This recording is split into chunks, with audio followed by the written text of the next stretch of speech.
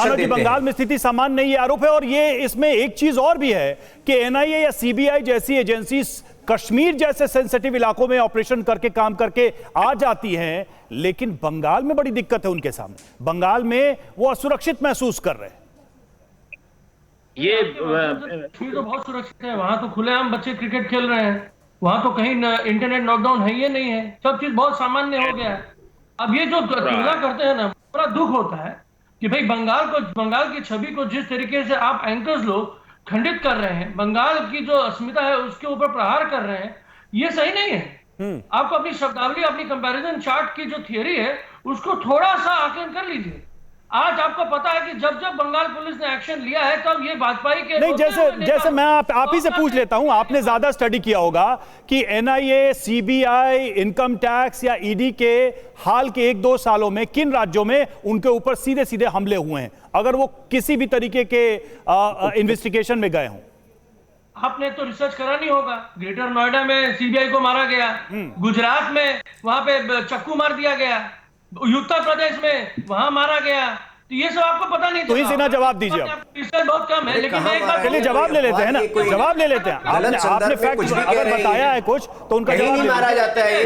किसी गलत संदर्भ में कोई भी उदाहरण दे रहे हैं, कहीं पर भी सेंट्रल एजेंसीज का इस प्रकार से तिरस्कार नहीं किया जाता है। बिहार तक में जहां की लालू यादव ने कभी भी लॉ का पालन नहीं किया, वहां पर भी सेंट्रल एजेंसीज की ये दुर्दशा नहीं होती जो बंगाल में हो रही है। और ममता बनर्जी को निर्बाध में झांक कर देखना चाहिए। गोपाल जी आपको सुन रहे थे, गोपाल जी कुछ ऐड करना चाह रहे हैं बहुत देर से। गोपाल जी देखिए, मैं जो कहना चाह रहा हूं, सबसे बड़ी बात है कि अभी इस वक्त में ये घटनाएं क्यों घट रही हैं। ये चुनाव का वक्त है जब जनता को भूख, बेरोजगारी, भ्रष्टाचार, विकास, इन मुद्दों पर बात करना चाहिए। ना भाजपा ना तृणमूल कांग्रेस किसी के पास में इन मुद्दों पर बात करने का कोई अवस्था नहीं है। बेरोजगारी बढ़ रही है, भूख बढ़ रही है, लोगों की हालत खराब है। उस वक्त एक झूठा नूरा कुश्ती, और इस नूरा कुश्ती के जरिए अपने लोगों को, अपने वोट बैंक को कंसोलिडेट करने का काम। दूसरी तरफ पश्चिम बंगाल में एक नया नैरेटिव चालू हो रहा है कि आप अगर सरकार के खिलाफ कहते हैं तो आप बंगाल के खिलाफ हैं। और देश में भी नरेंद्र मोदी ने नैरेटिव शुरू किया है कि आप अगर मोदी सरकार के खिलाफ कहते हैं तो आप देशद्रोही हैं। इस नैरेटिव को करके ये सरकारें जो जनता के विरोध में काम कर रही हैं, सरकारें जो गलत काम कर रही हैं, इसके विरोध में बोलने वाले लोगों की आवाज को दबाने का काम। तो ऐसी पार्टी टीएमसी के साथ इंडिया गठबंधन में क्यों हैं आप लोग? देखिए, इंडिया गठबंधन में हम टीएमसी के किसी अन्याय का साथ देने के लिए नहीं है। लेकिन पूरे देश में नरेंद्र मोदी ने जिस तरह से तानाशाही लाई हुई है उसके खिलाफ ये गठबंधन है। और टीएमसी इंडिया गठबंधन में है ही नहीं।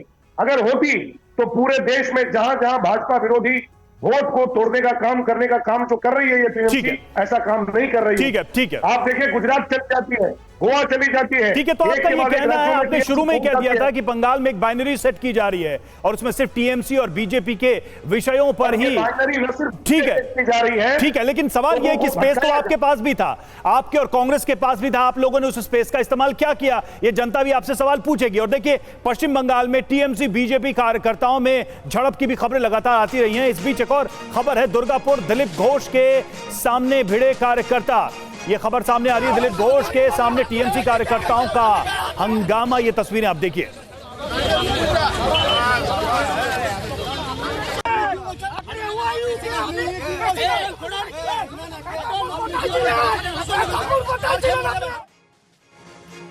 तो देखिए, बीजेपी और टीएमसी के कार्यकर्ता आपस में भिड़ गए। शुभेंदु अधिकारी का इस बीच ममता बनर्जी पर पलटवार सामने आया है। एनआईए पर हमला करना कोई नई बात नहीं है। बुआ भतीजे का एनआईए पर हमला करवाना कोई नई बात नहीं है, ये कहा शुभेंदु अधिकारी ने। 3 सालों से ईडी, सीबीआई पर हमला कर रहे हैं। भ्रष्टाचारियों को बचाने के लिए एजेंसियों को रोका जा रहा है पश्चिम बंगाल में, ये आरोप लगाया है शुभेंदु अधिकारी ने। ये जिस तरीके से बुआ भतीजा ने एनआईए को अटैक कर रहा है, ये नया बात नहीं है। पिछले 3 साल से सीबीआई, ईडी के ऊपर ये लोग हमला कर रहा है।